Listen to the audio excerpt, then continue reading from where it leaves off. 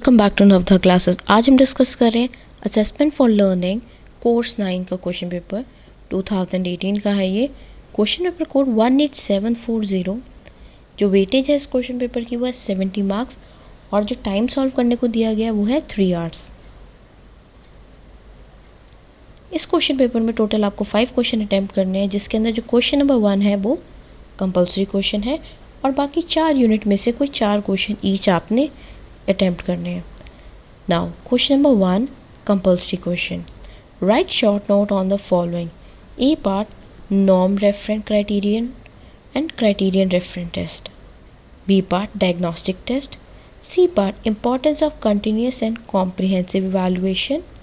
D part, characteristics of normal probability curve.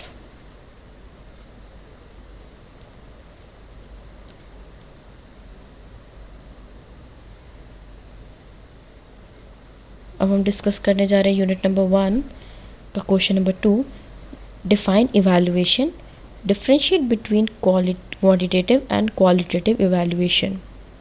तो ये जो डिफाइन इवैल्यूएशन है ये 4 मार्क्स का है और ये जो क्वालिटेटिव और क्वांटिटेटिव का इवैल्यूएशन का डिफरेंस है वो 10 मार्क्स का है। तो आप उसके अकॉर्डिंग ही आंसर अटैम्प्ट करें। इसके ऑप्शन में है question number 3, define assessment, describe the relationship between assessment and evaluation. तो ये जो असेसमेंट को डिफाइन करना है ये 4 मार्क्स का है और असेसमेंट और इवैल्यूएशन का जो रिलेशनशिप है वो 10 मार्क्स का है। Unit number 2, construct a table of specification and write different form of question on any topic of your choice, 14 marks.